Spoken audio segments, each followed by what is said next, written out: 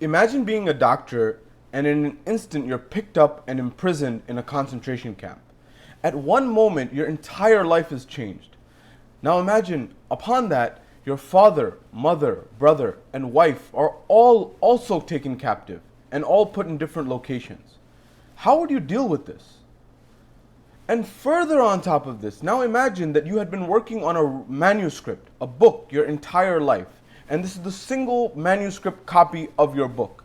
And now imagine that that same very book has been taken away from you by your captives. What would you do? Your life's work taken away in an instant.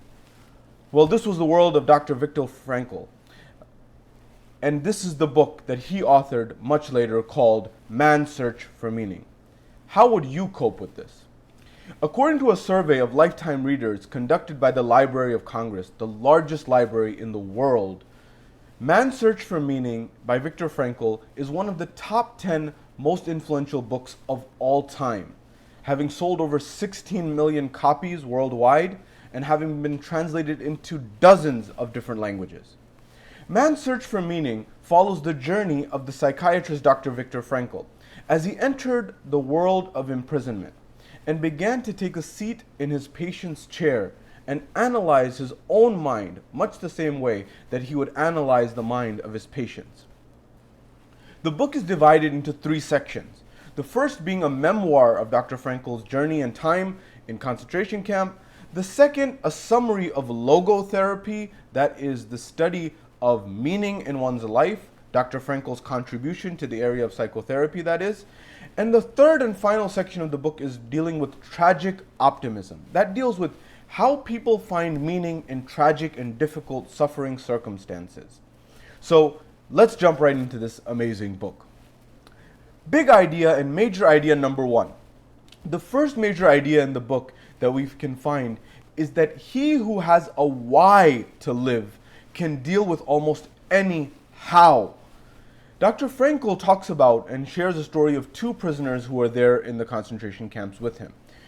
Both of them were contemplating ending their lives and taking their lives, but they ultimately decided not to.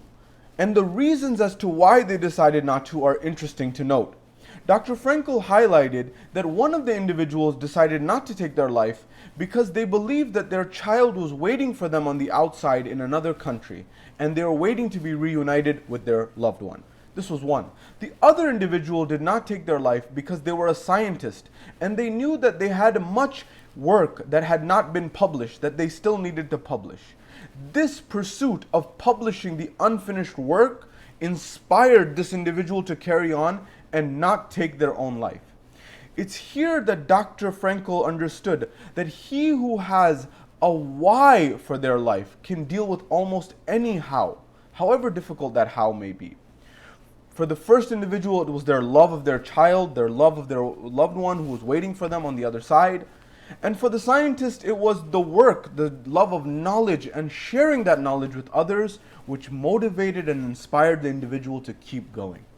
In Dr. Frankl's own case, he reflects that it was his love for his wife, who he yearned to meet afterwards, that kept him going in the most difficult and the most dire circumstances. Beyond that, Dr. Frankl also envisioned giving lectures after he was released to his respective audiences. This also motivated him and inspired. He who has a why to live can deal with almost any how. Major idea number 2 from the book. When we cannot change our circumstances, we are forced to change ourselves.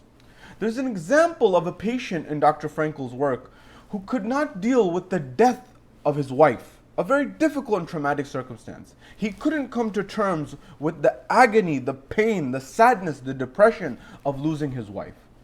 Dr. Frankl paused and reflected on his patient's ideas and thoughts about dealing with the loss of his wife.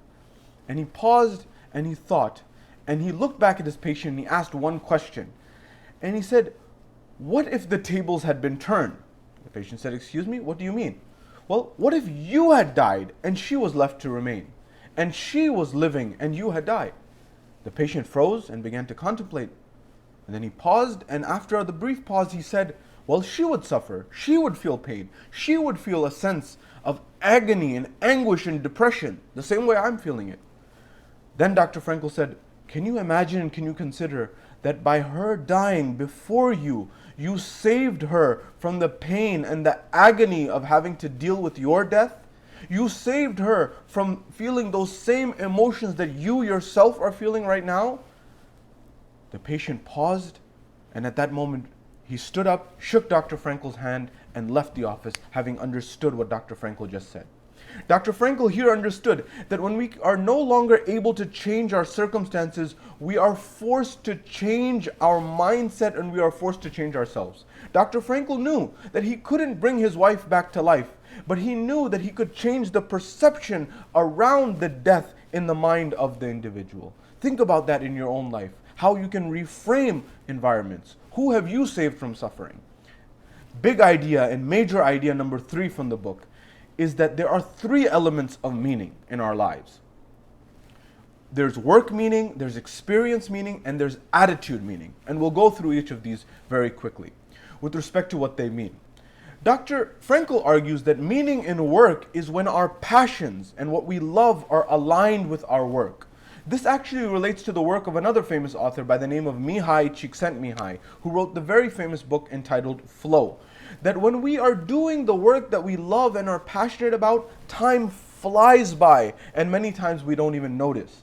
Dr. Frankl is echoing the same idea, that when we do what we're passionate about and our work has meaning to us, we end up doing better and we actually end up going much further.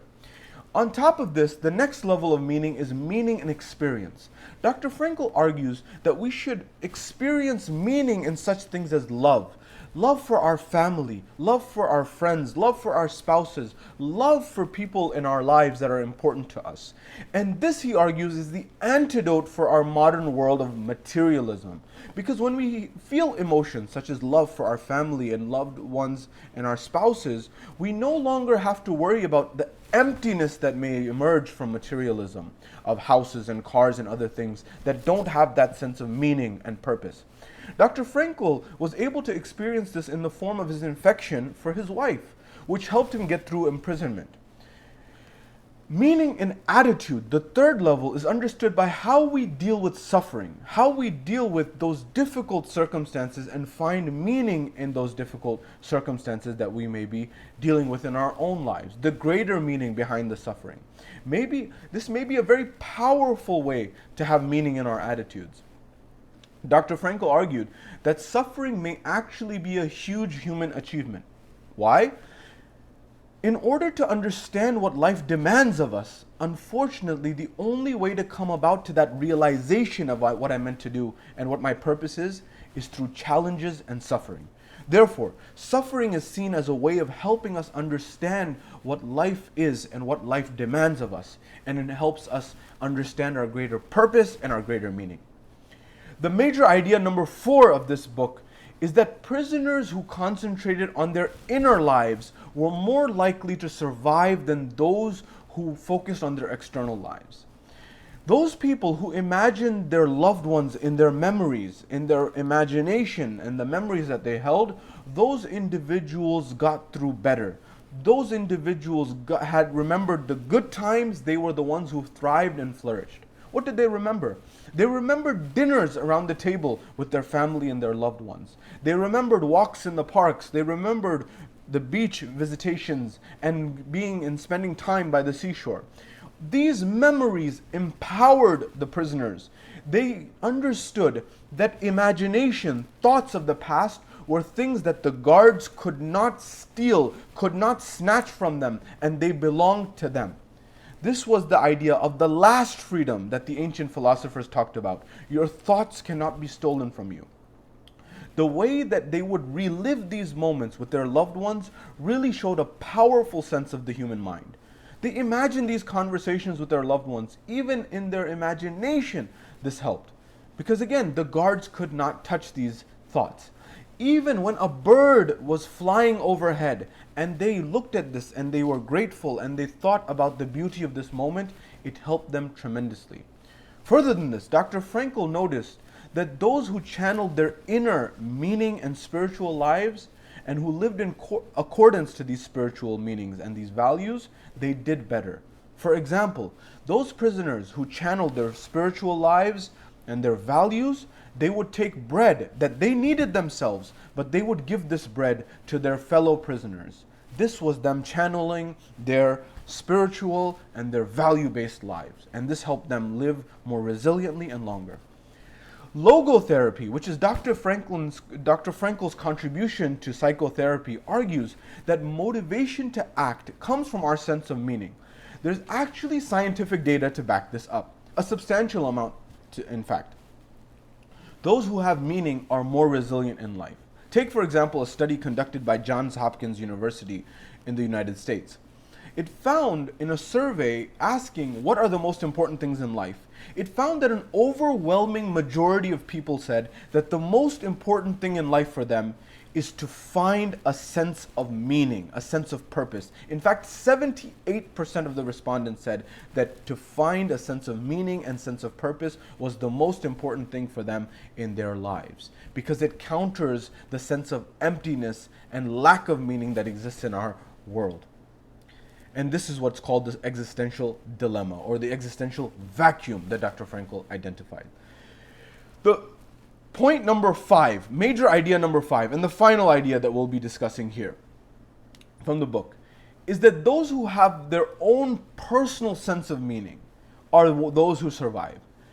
We all have our own sense of personal meaning, and it is upon us to find that sense of personal meaning.